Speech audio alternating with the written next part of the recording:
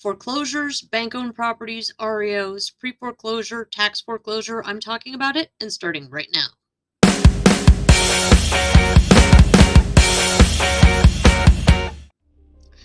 Hi, I'm Darlene Humphreys, your Klamath Falls Realtor.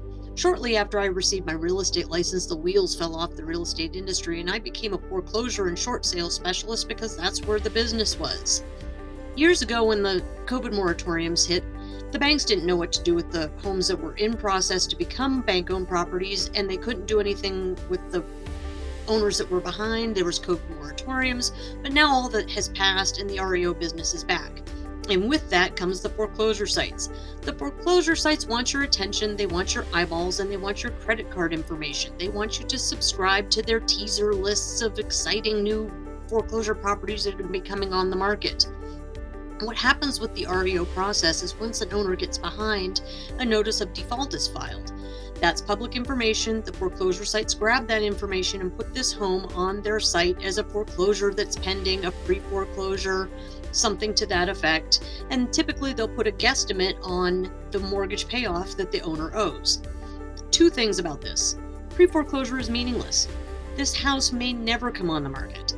Banks stink at processing their foreclosures, and they don't want the house back. They'll work with an owner for a ridiculous amount of time trying to keep them in the home, trying to get their payments current, trying to get this back on track because they don't want the house back. They want their money. And even if things do move forward, from the time the notice of default is filed till the foreclosure happens, it's typically about 2 years. So if you see a house on a foreclosure site that you have subscribed to, that doesn't mean the house is ever going to come on the market, and it's sure not going to come anytime soon if it ever does. And if it does come on the market, that number that they have arbitrarily assigned to this house that they think is the mortgage payoff means nothing to the bank. They'll send out an appraiser. They'll typically send a couple realtors to go look at the house and give them an estimate of the list market price. This price is where they'll price the house. It doesn't have anything to do with the mortgage payoff. It doesn't have anything to do with anything other than the numbers they have gotten from an appraiser and a couple realtors, and that's going to be the list price. Tax foreclosures are a completely different animal. Foreclosures, bank-owned, REOs, all the same thing. That means that the owner is behind on their mortgage.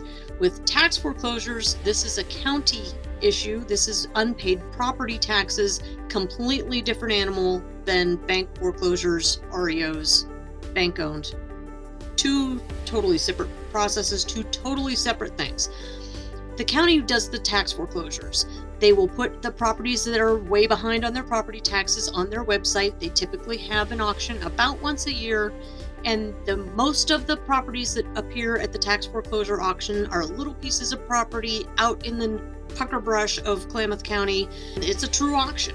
You have to sign up in advance. You can't just show up the day of the auction and get a panel and bid. You have to register for the auction in advance, and it's cash. The county will finance for a period of time if you buy something at the auction, but last time I checked it was 16%. So other than that, cash on the day of the sale, or let them finance it at some loan shark interest rate. But everything about the tax foreclosure process is completely different than the REO process, so make sure you know what you're doing if you're going to go to the county auction and bid.